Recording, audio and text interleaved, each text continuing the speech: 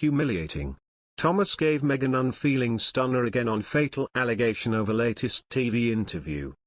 Thomas Markle said he watched his daughter's chat with talk show host Ellen DeGeneres and found it embarrassing. He also said he is hurt to get updates on his grandchildren through interviews. Meghan Markle's dad says he squirmed as he watched her latest TV interview, and dismissed it as a stupid stunt. Thomas Markle admitted he tuned in with trepidation. But he wasn't prepared for the 20-minute cringe fest in which Prince Harry's wife goofed around with talk show host Ellen DeGeneres.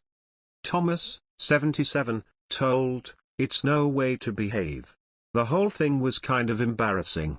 It was certainly embarrassing for the royal family. It's embarrassing for her as well.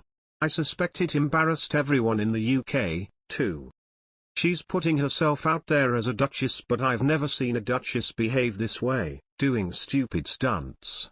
Thomas said he felt wounded and disappointed that Meghan spoke of her struggles for success, without acknowledging his support.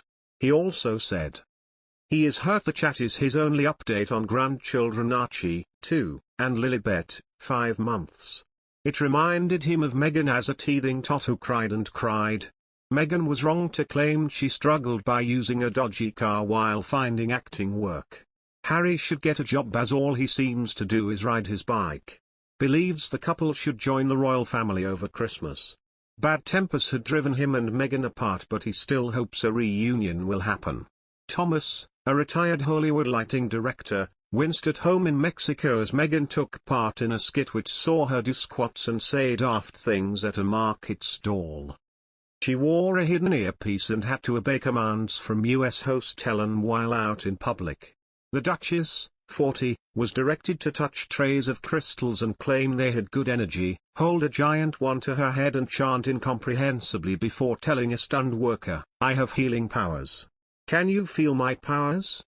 At a vinegar stall, Meghan also followed orders as Ellen told her to say, "Let mummy taste some. My boo, Harry, loves hot sauce." The Duchess bounced while she waited for a taste of the sauce, before shoving a crisp into her mouth in fast bites after Ellen told her to devour it like a chipmunk. Meghan pulled out a baby bottle and sucked on the teat as shocked stall workers watched. And she acted like a cat after being told to wear dress-up ears. Back in the studio, in front of a packed audience, Meghan talked of being a struggling actress in her 20s, doing auditions at a Los Angeles studio. She said her car had faulty doors that meant she had to climb in and out via the boot. However, there was no mention of her dad, who says he supported her both financially and professionally throughout her childhood and fledgling career. Thomas said he even helped pull strings to get her a union card so she could find work. The Duchess of Sussex's father kept her explosive letter totally private for 6 months, only releasing extracts after an attack from his daughter's friends in a US magazine, a court heard last week. The claim that Thomas Markle was provoked into releasing details of the letter is central to a privacy case at the Court of Appeal, which last week heard a series of bombshell revelations as one of Meghan's former aides supplied fresh evidence. Jason Knauf, Meghan's press secretary at the time, provided the court with emails and text messages which showed how she had sought his advice while composing the letter to her father.